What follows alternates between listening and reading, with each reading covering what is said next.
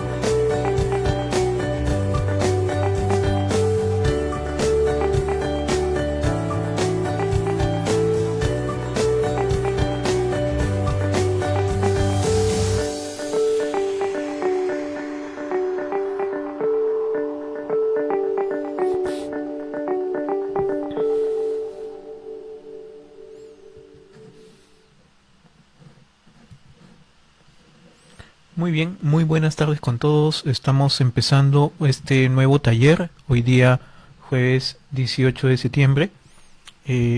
Nos reúne el día de hoy la revisión de todas las herramientas que se incluyen dentro del menú principal de Starsoft Gold Edition.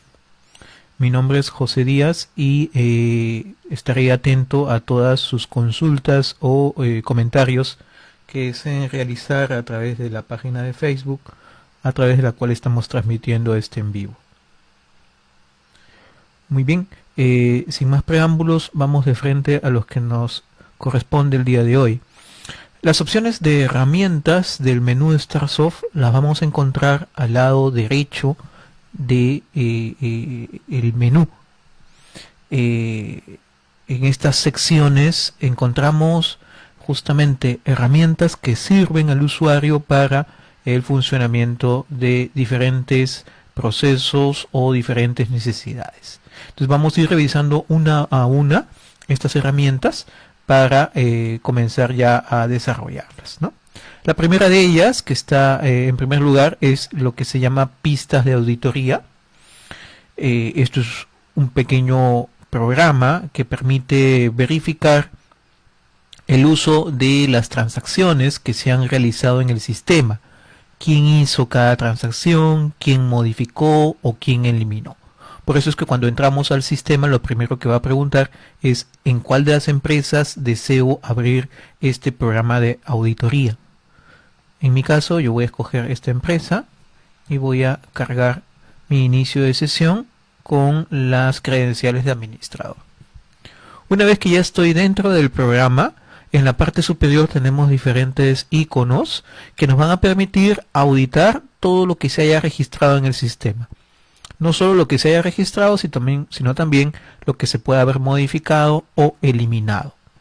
Y los criterios de búsqueda de esta información pueden ser muy variados. Por ejemplo, empezamos con un filtro en función a las computadoras que puedan estar usando el sistema, ¿no? Entonces yo puedo ver qué información se ha ejecutado en cada una de las computadoras. Por ejemplo, ahorita estoy viendo la información que se ha hecho en la computadora J. Díaz en la fecha de hoy. El filtro de fechas está apuntando a solamente el día de hoy y puedo ver el llenado, o mejor dicho, el registro de un comprobante. En este caso corresponde al módulo de contabilidad, el cual se ha hecho en la PC J. Díaz. El usuario que ha intervenido en este registro es el usuario 1 y es un usuario administrador. ¿Qué documento es el que digitamos en este registro? ¿Con qué fecha de documento? ¿Con qué fecha de trabajo? La hora del registro, en qué operación lo hicimos, ¿no? En este caso es un registro. ¿Y cuál es la opción auditada? En este caso dice comprobantes, ¿no? Entonces, por ejemplo, esto vendría a ser pues un registro de información de todo lo que se ha hecho con este documento o comprobante. Así como podemos ver la información por equipos, por estaciones, por PCs, también podríamos hacerlo por usuarios. Va a ser lo mismo que haga clic acá en usuario o que vaya a la sección que dice usuarios, ¿no? Entonces dentro de usuarios también podría yo revisar lo que se ha hecho. Ahora también podría yo abrir el filtro y de repente quiero ver todo lo que se ha hecho en el mes de septiembre, ya no solamente lo de hoy día, ¿no? Entonces puedo ver incluso mayor información, ¿no? Lo mismo, el siguiente filtro ya es en función a los módulos del sistema. Por ejemplo, ahí tengo ya diferentes módulos, ya que he ampliado mi rango de fechas desde agosto. Ya tengo información auditada del módulo de compras o del módulo de contabilidad, etcétera, ¿no? Entonces muchas veces puede suceder que necesitamos saber quién eliminó tal o cual registro, ¿no? No sabemos quién lo eliminó, porque bueno, la eliminación incluye que el hecho de que va a desaparecer el registro, ¿no? Y entonces, si nadie sabe quién lo eliminó, el módulo de auditoría te lo podría indicar, ¿no? Porque obviamente al estar grabando no solamente las modificaciones, sino también las eliminaciones, en este módulo quedaría huella de ese proceso realizado. Por ejemplo, acá se visualiza un documento eliminado. Lo siguiente, bueno, son otros tipos de filtro, por ejemplo, por documento, ¿no? A veces no sabemos quién lo ha hecho, no sabemos en qué PC ni en qué módulo, solamente tenemos el número del documento que podemos filtrarlo de manera directa, ¿no? O lo podemos filtrar por procesos, por estado inclusive también, etcétera, ¿no? Entonces, como vemos, tenemos la información acá a la mano de todo lo que se haya hecho en ese rango de fechas para poder auditarlo, indistintamente de que ya se haya eliminado o no, cómo ha sido, en qué orden, en qué secuencia, etcétera. Para eso nos sirve este paquete de auditoría. El siguiente es una colección de utilitarios que se llama programas utilitarios. Estamos considerando acá diferentes utilitarios que vamos a ir revisando uno por uno.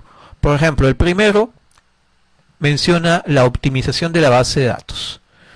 Estos menús son netamente técnicos, sirven para darle un mantenimiento a los archivos de la base de datos del sistema SQL. Es conveniente que esto lo haga, si es que lo vamos a hacer en la empresa, un personal técnico, de tal manera pues que se tome todas las precauciones del caso y sepamos lo que estemos ejecutando, ¿no? Por ejemplo, este primer menú al cual yo he entrado sirve para optimizar el archivo MDF de las bases de datos SQL del sistema. Si yo sé que alguno de estos archivos hay que optimizarlo, entonces puedo usar esta herramienta para realizarlo, ¿no? Y después de haber hecho el proceso, verificar si la optimización fue correcta o no. Lo mismo tenemos un segundo menú, pero ya para el archivo LDF del SQL, ¿no? El archivo log. También vamos a poder optimizarlo desde estas opciones del programa de utilitarios.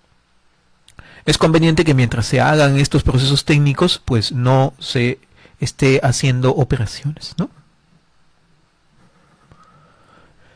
La segunda parte habla de la configuración de los portales. Ustedes saben de que Starsoft tiene 17 portales web que trabajan de la mano con los sistemas, con el ERP completo, ¿no? Entonces, estos portales, que son páginas web, necesitan de cierta configuración previa para poder activarse, ¿no? La primera, por ejemplo, es tener una IP fija pública. Esa IP fija pública se configura en esta sección. De esa forma, yo le digo al sistema a qué IP tiene que trabajar. También se necesita un correo electrónico que sea el remitente de todas las comunicaciones que los portales hacen hacia los usuarios, ¿no? Entonces este configurador va a requerir de que tenga yo una cuenta remitente. Inclusive esta cuenta remitente será la que se encargue después de mandar las credenciales de acceso de cada portal. Luego también tenemos un proceso técnico de actualización de base de datos, si es que queremos ejecutarlo, y la opción de cambiar de empresas, ¿no? Estas configuraciones de los portales se hacen por cada empresa. Luego tenemos una segunda pestaña que habla de los tablas maestras del portal de controles digitales, ¿no? El controles digitales viene a ser un portal de control de contratos, de seguros, totalmente extracontable, totalmente extra sistema. Es un control independiente que no tiene nada que ver con los programas del ERP, pero que nos puede servir en algún momento. Entonces, desde esta configuración yo puedo crear tipos de contratos, puedo crear tipos de seguros, inclusive tipos de documentos y los usuarios, ¿no? Y eso es lo que se utiliza después en el portal de controles digitales.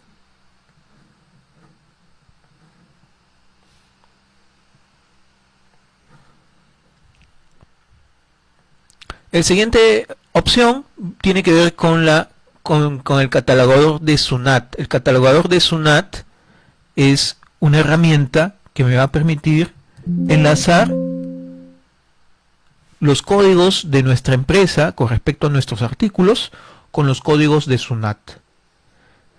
¿En qué casos esta configuración es necesaria? SUNAT exige para los emisores electrónicos que utilicen su código de su catálogo para los productos que estuvieran incluyéndose en facturas electrónicas, siempre y cuando se traten de casos de exportación. Entonces, si mi empresa es exportadora y normalmente yo emito facturas de exportación, cuando el módulo Factron, que se encarga de este informe a SUNAT, haga el envío del XML que le corresponde a la factura, ese XML va a tener que ir con los códigos de los productos, pero según SUNAT. Y entonces, la necesidad solo en ese caso será de que el usuario tenga que configurar equivalencias. Por ejemplo, el código de mi artículo para mi empresa es este de acá. Sin embargo, este código para SUNAT pueda que no signifique nada. Entonces, lo que tenemos que hacer es enlazar con el código de SUNAT, ¿no?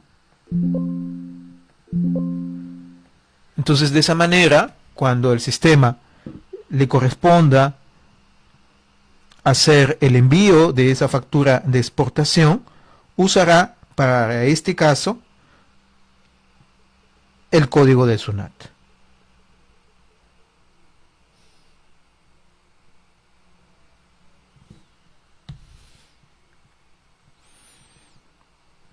Si no fueran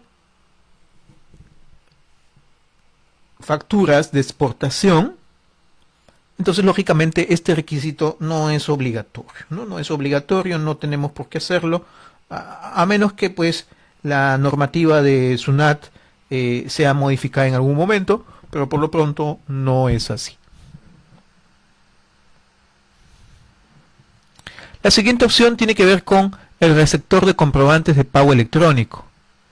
El receptor de comprobantes de pago electrónico tiene por objetivo de que podamos recibir facturas electrónicas de nuestros proveedores de una manera centralizada y recepcionarlos en una bandeja de correo a través de la cual vamos a poder consolidar todas las facturas que nos llegan. Justamente esta opción va a servir para que yo pueda administrar esa bandeja de correos. Por ejemplo, si yo entro a este menú, me va a pedir que me loguee con mi usuario y mi contraseña. Y en la parte que menciona las herramientas, utilidades y consultas. En las utilidades yo voy a tener que configurar la empresa, la cual voy a manejar. Primero activarla para esta herramienta de recepción de documentos electrónicos. Después que la activo, tengo que configurar lo que corresponde a la cuenta de correo que se va a configurar con la aplicación para lo que es la recepción de los documentos electrónicos. Esta cuenta de correo entonces es la que yo tendría que brindar a mis proveedores para que me hagan llegar sus documentos electrónicos. Una vez que tengo esto configurado, bueno, puedo también configurar usuarios y administradores para que se manejen a través de este programa. Y en la parte de consultas, donde dice bandeja de recepción, podríamos justamente leer la información del correo electrónico que tuviera algún adjunto de factura electrónica de parte de nuestros proveedores, ¿no? Eso me serviría para, a partir de ahí, poder listar los documentos que están incluyéndose en en algún mensaje de correo, y estos registros poder importarlos al sistema. En la importación de los documentos electrónicos, en este caso de compras, que es lo que los proveedores me estarían enviando, yo tendría que entrar después a este menú de interfase de registro electrónico y me aparecerían en esta sección todos los documentos que he recepcionado desde mi cuenta de correo. Lo que tendría que hacer acá a continuación ya sería simplemente considerar qué cuenta contable es la que voy a usar para el gasto correspondiente, y esto ya se podría enviar a mi sistema de contabilidad, ¿no? Entonces, como ven, la herramienta va a permitir que yo pueda pues establecer una conexión desde los correos que me llegan al sistema y a mi correo para no tener que digitar otra vez la información. El siguiente menú corresponde al generador de asientos contables. Esto es una herramienta muy útil que sirve cuando hemos comprado el sistema y de repente nuestra contabilidad la maneja un tercero, la maneja un estudio contable o la maneja un contador externo, ¿no?, a nuestra empresa. Entonces, en esos escenarios cabe la posibilidad de que hemos comprado varios módulos, pero no el de contabilidad. Y entonces esta herramienta de generador de asientos contables lo que va a permitir es que yo pueda hacer el flujo normal, como que si hubiera comprado el módulo contable. Los procedimientos de envío de asientos de cada programa serían los típicos, los estándares que sirven para enviar asientos a la contabilidad, pero al no tener el módulo de contabilidad, entonces esos asientos solo se podrían revisar usando esta opción de generación de asientos contables. Al no ser esto un módulo de contabilidad, lógicamente no te da opciones para obtener reportes, ni libros, ni nada por el estilo, porque no es un módulo de contabilidad, porque no lo hemos comprado. Pero ¿para qué sirve esto? Primero sirve para poder visualizar aquellas comprobantes, aquellos asientos que sí me han enviado desde los programas, ¿no? Entonces, por ejemplo, yo puedo entrar por aquí y verificar si algún módulo ya me mandó algún comprobante, ¿no?, algún asiento. Por ejemplo, en la parte de compras yo ya veo que, sí, el módulo de compras me ha mandado este asiento, ¿no? Pero claro, nada saco teniéndolo acá, porque la idea es que esta información finalmente llegue al contador, llegue al estudio contable, ¿no? Porque el hecho que esté aquí no va a servir para que yo pueda usar este asiento, porque lógicamente no tengo las opciones correspondientes para libros, para estados financieros, porque no tengo el sistema contable. Entonces, ¿cuál es la idea acá? Una vez que los tengo, todos los asientos que vienen de los módulos, pueda yo hacer un proceso de exportación de movimientos. A través de esta opción, yo le digo que cargue todos los documentos que encuentre, ya sea de compras, de ventas, de cheques, de estándar, etcétera, y puedo yo generar un archivo de Excel o TXT. Esos archivos de Excel o TXT luego serían pues enviados a tu estudio contable para que desde el estudio contable esos archivos de Excel sirvan para importar asientos a su sistema contable y no tengan pues la necesidad de trabajarlo manualmente, ¿no? Entonces, de esa manera agilizamos el registro para que no sea manual, sino sea masivo en función a lo que se haya hecho en los módulos de la empresa, ¿no?, en los módulos comerciales de la empresa. Ahora, claro, esta es una primera opción que el sistema te plantea para lo que son estas situaciones en donde mi contabilidad está tercerizada o llevada a cabo por otra empresa.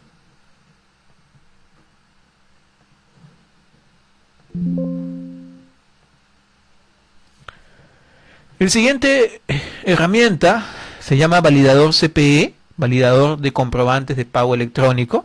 También tiene un inicio de sesión. Y como su nombre lo dice, sirve para validar si nuestros comprobantes electrónicos que nosotros estemos registrando o que hayamos recibido están informados o no en la SUNAT, ¿no? Principalmente con el tema de las compras y las ventas, ¿no? Entonces, por ejemplo, en esta parte de acá, yo le voy a decir de qué mes quiero revisar. Voy a elegir los comprobantes, los tipos de comprobante que quiero chequear y le voy a dar listar. Y entonces me va a aparecer todos los asientos que yo ya tengo registrado en el sistema, pero la idea sería de que esta herramienta valide si cada una de estas facturas ya fue informada a SUNAT o no. Muy aparte, sabemos pues que hay una validación uno por uno, ¿no? Cuando estamos registrando en contabilidad este tipo de asientos de compras, tienes una validación individual. Entonces, esto sería una segunda validación pero ya masiva, ¿no? Para que podamos verificar si los documentos que estamos procesando realmente han sido informados o tienen algún tema pendiente.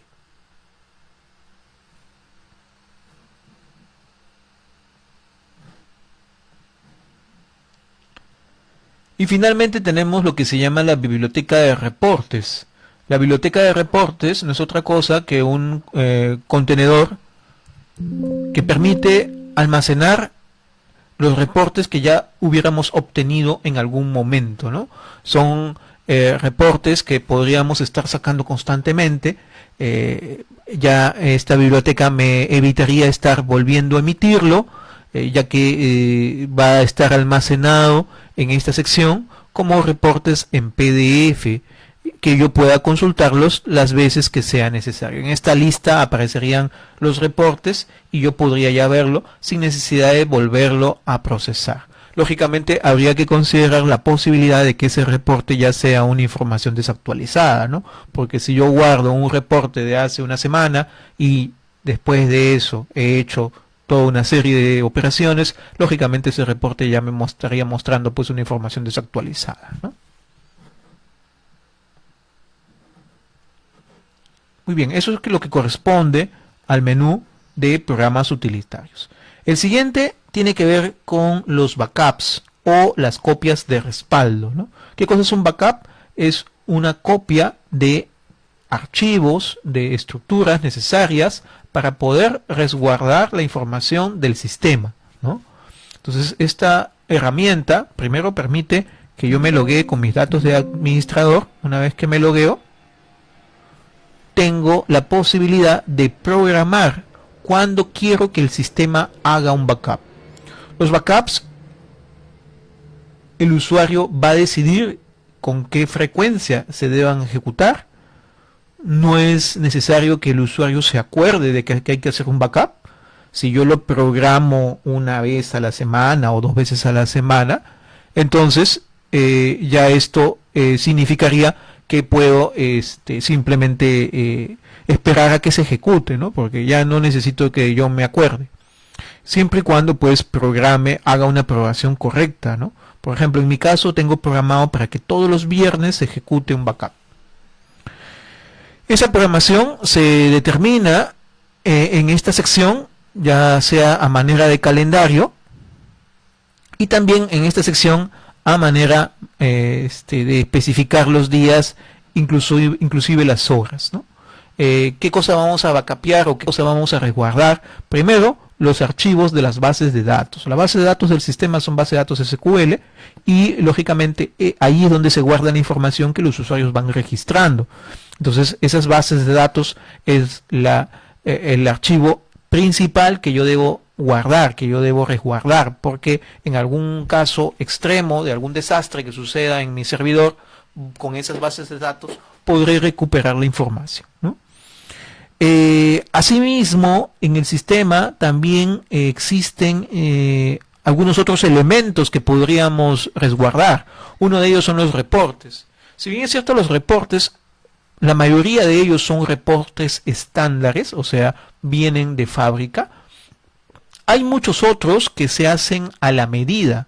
Por ejemplo, impresiones de facturas, impresiones de boletas, impresiones de guías de remisión, cómo sale la cotización, cómo sale la letra de cambio, cómo sale la orden de compra. Son formatos que son reportes que se diseñan a la medida de cada empresa y forman parte también de esta colección de reportes.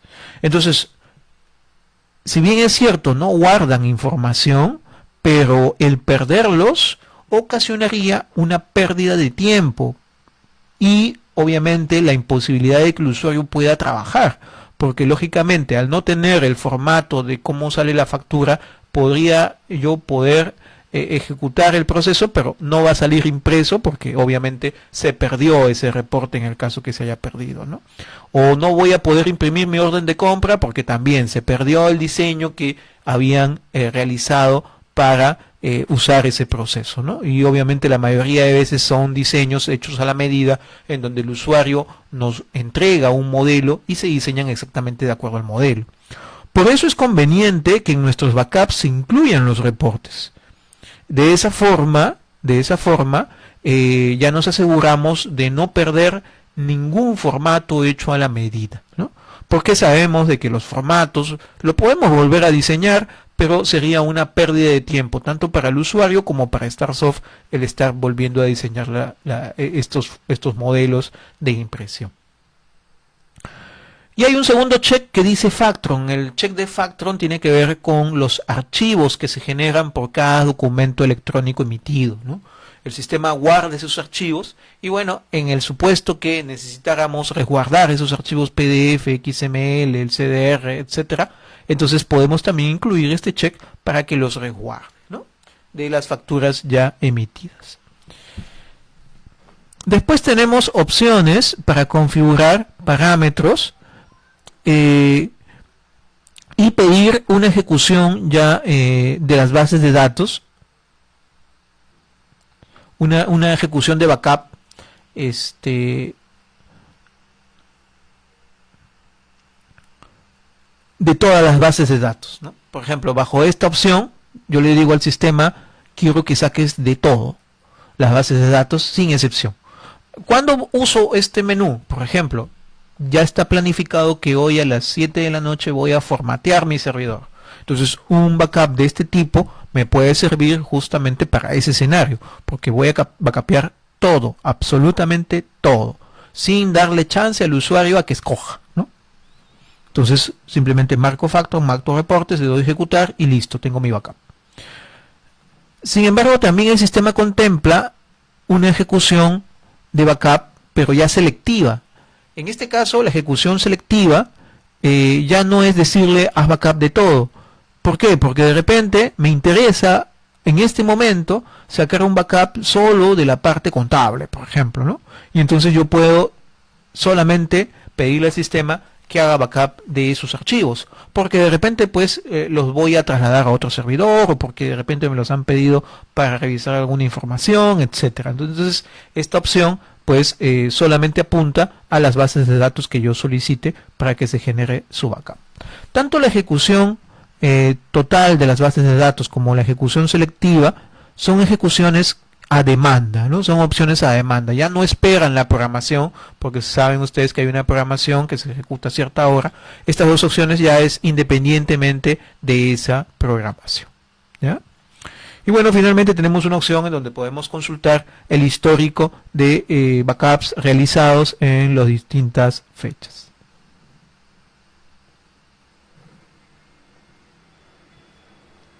Finalmente tenemos el administrador de licencias.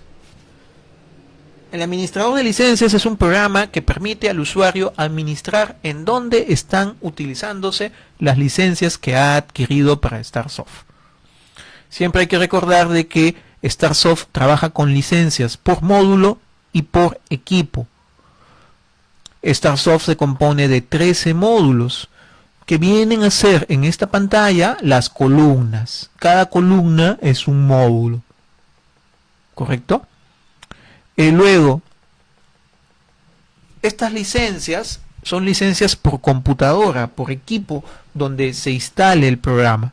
Por ejemplo, en mi caso, yo tengo una licencia adquirida de cada uno de los programas. Y entonces, obviamente, solamente tengo derecho a usarlo en un equipo.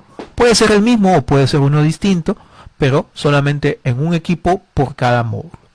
En la parte superior se muestra en cómo se llama mi servidor, se muestra cómo se llama la empresa que ha adquirido la licencia, el RUC de la empresa que ha adquirido la licencia, etcétera. En el tema de los módulos hay una excepción y corresponde al módulo de Factron. Factron, si bien es cierto, también tiene una licencia por equipo.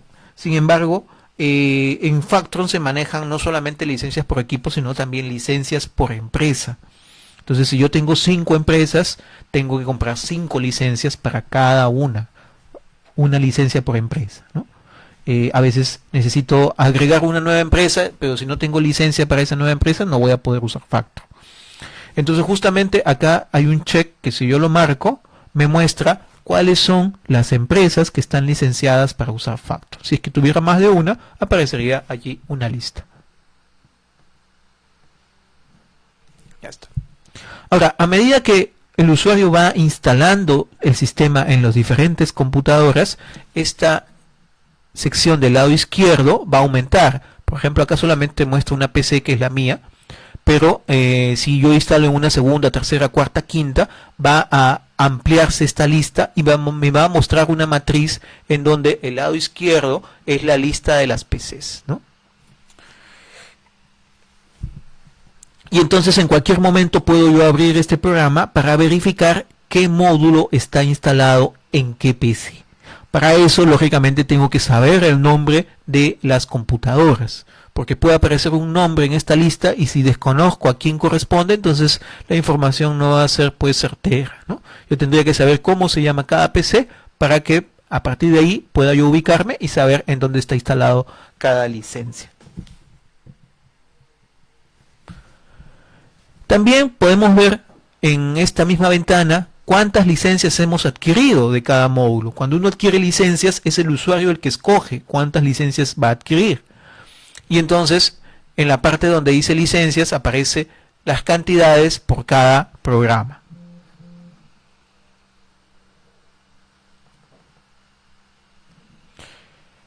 Después, estas licencias, como dijimos, se instalan en los equipos y se asignan a los equipos. Entonces, más abajo me muestra cuántas licencias de las que se han adquirido ya han sido asignadas o utilizadas. Por ejemplo, en mi caso, tengo licencia para un equipo de contabilidad y esa licencia única ya ha sido utilizada o asignada, lógicamente, para mi mismo equipo, ¿no?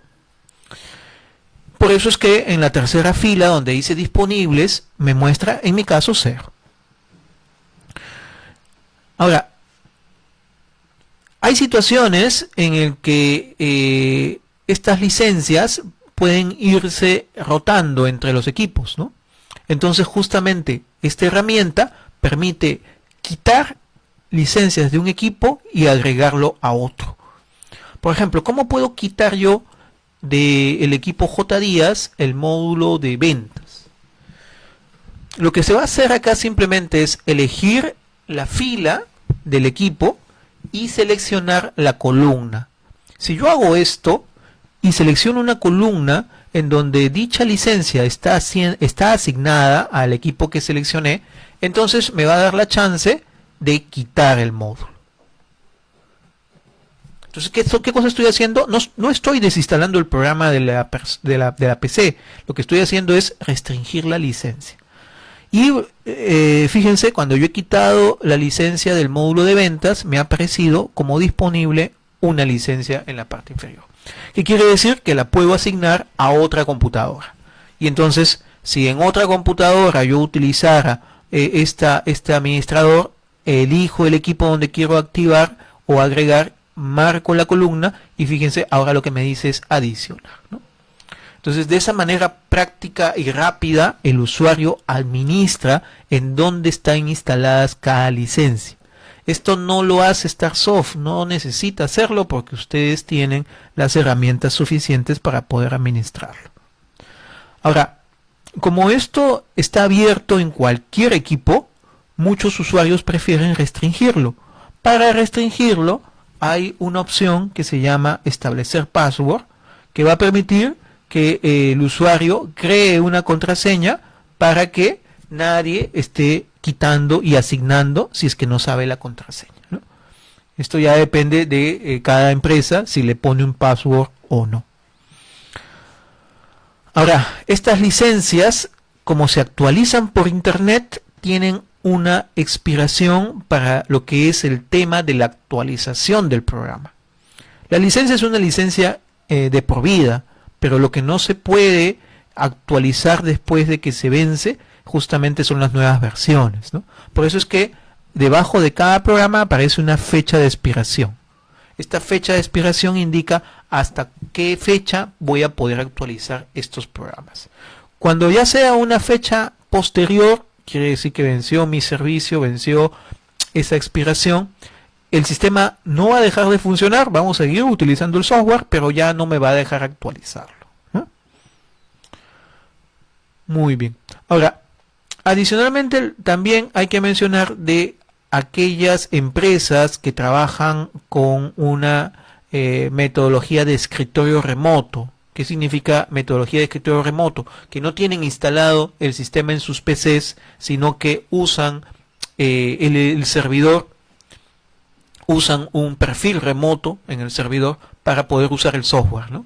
Entonces, claro, si no tienen instalado el sistema en su PC y usan un perfil remoto del mismo servidor, entonces lógicamente da la impresión de que si son 10 perfiles remotos, como los 10 perfiles remotos están en la misma PC, en el mismo servidor, da la impresión que bastaría con tener una sola licencia, ¿no?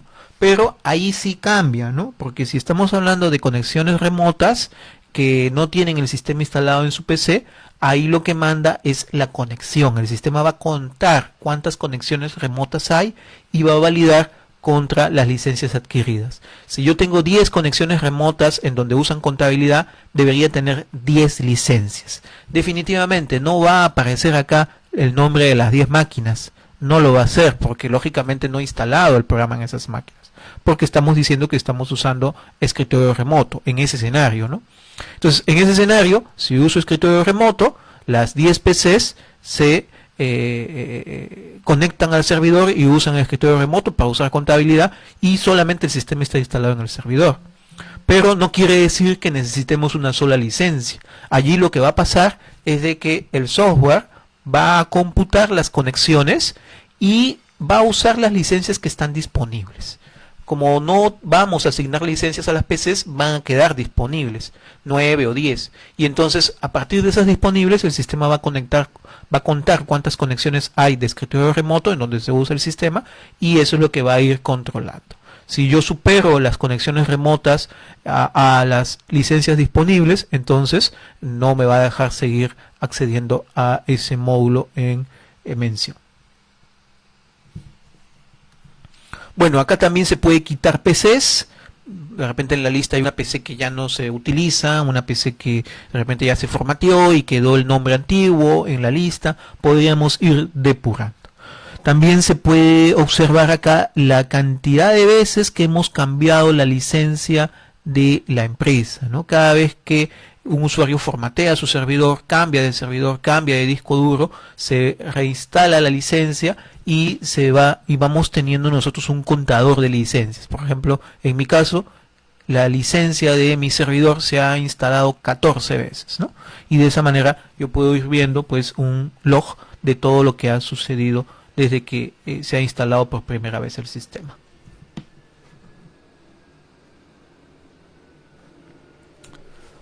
Muy bien, esas serían las herramientas que componen este menú principal. No sé si hay alguna pregunta o duda. ¿Algún comentario que quisieran ustedes ir agregando?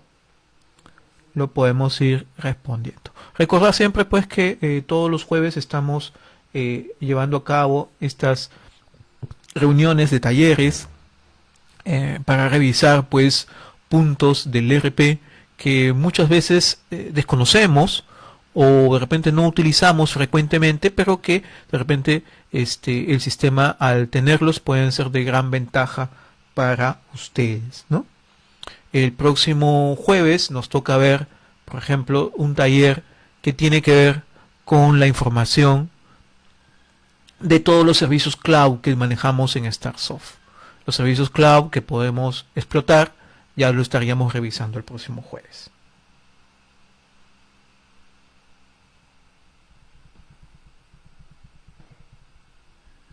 Ya bueno, acá me están haciendo una pregunta que no tiene mucho que ver con el contenido de lo que hemos visto hoy día. Pero a ver, dice instalar el Starsoft de manera remota. Ya no está muy clara la pregunta. De manera remota lo que tú haces es utilizas el sistema de manera remota, no es que instalas el sistema de manera remota. Para usar el sistema de manera remota hay diferentes formas, diferentes maneras, no es una sola. Entonces, habría que precisar mejor tu pregunta, Félix, ya que no está muy clara, ¿no? Una forma de trabajar con el sistema de manera remota es usando escritorio remoto, y en ese caso no necesitas instalar el sistema en tu equipo, utilizas el sistema instalado en el servidor remoto, ¿no? La otra forma es usar una conexión vía IP pública. Publicas la IP del servidor y a través de ese IP nateas el puerto del SQL y entonces el equipo que está de repente hasta fuera de la oficina, está en otra localidad, en otra sede, podría usar el sistema también, ¿no? Allí sí se necesita instalar el sistema en el equipo del usuario, ¿no? Ya que se trata de otro tipo de conexión. Habría que evaluar pues cuál de las formas te es más conveniente, cuál de las formas te es más fácil de digerir, más fácil de usar, bajo tu costumbre, bajo la cotidianidad que tú le veas a un tipo de conexión u otra, ¿no?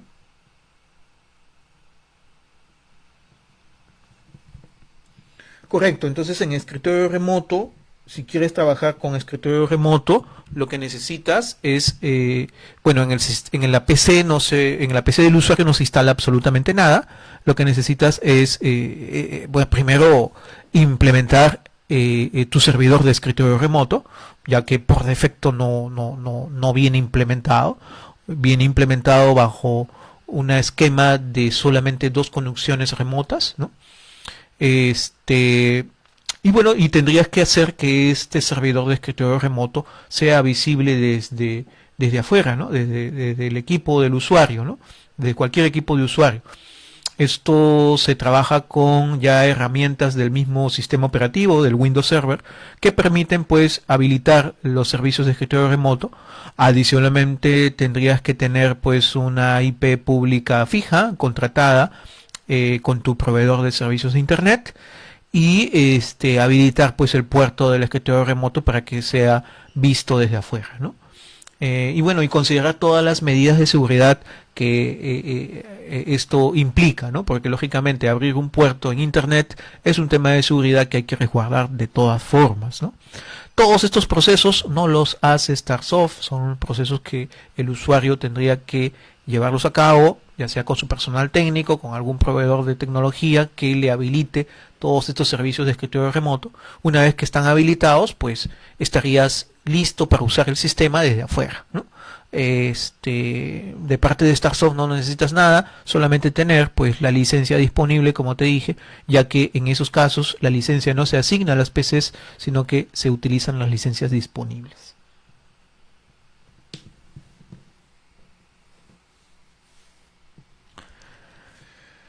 Muy bien, si no hay más preguntas, no sé si hay más preguntas entre los que estamos conectados.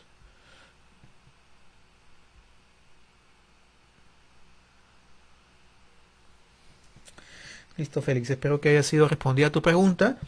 Les agradezco a todos entonces por su atención y ya nos estamos viendo en un próximo taller el próximo jueves. Que tengan una buena tarde y será hasta la próxima.